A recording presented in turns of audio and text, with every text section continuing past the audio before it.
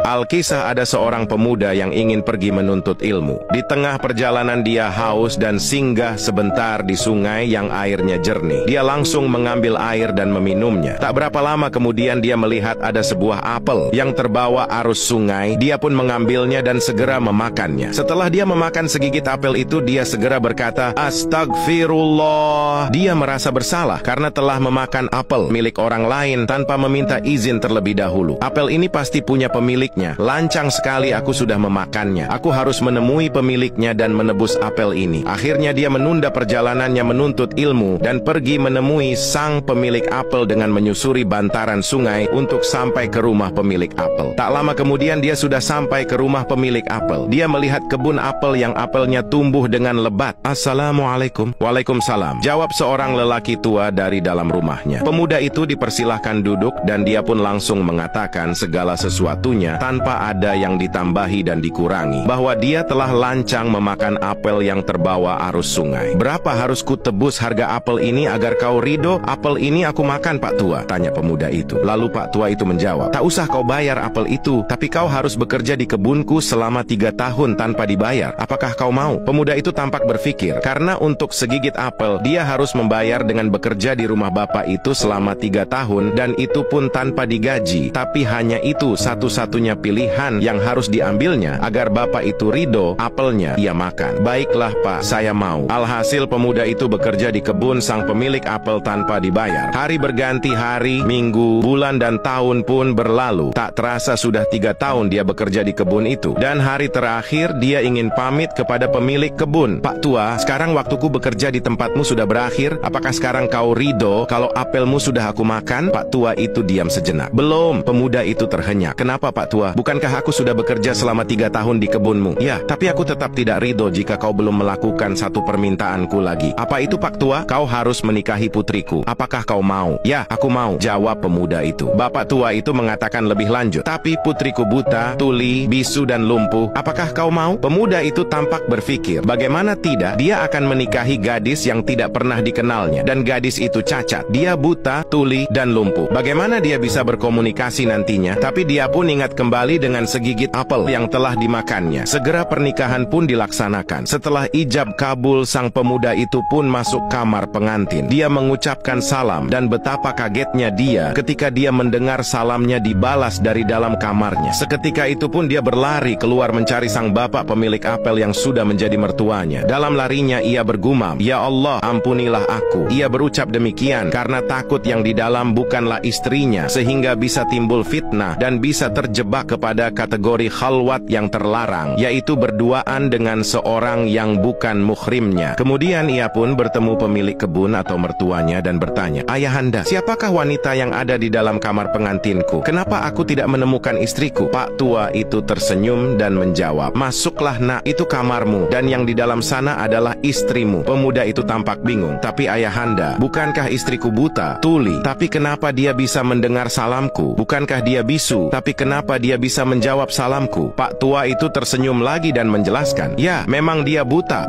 dari segala hal yang dilarang Allah. Dia tuli dari hal-hal yang tidak pantas didengarnya dan dilarang Allah. Dia memang bisu dari hal yang sifatnya sia-sia dan dilarang Allah. Dan dia lumpuh karena tidak bisa berjalan ke tempat-tempat yang maksiat." Pemuda itu hanya terdiam dan mengucap lirih, "Subhanallah." Dan mereka pun hidup berbahagia dengan cinta dari Allah.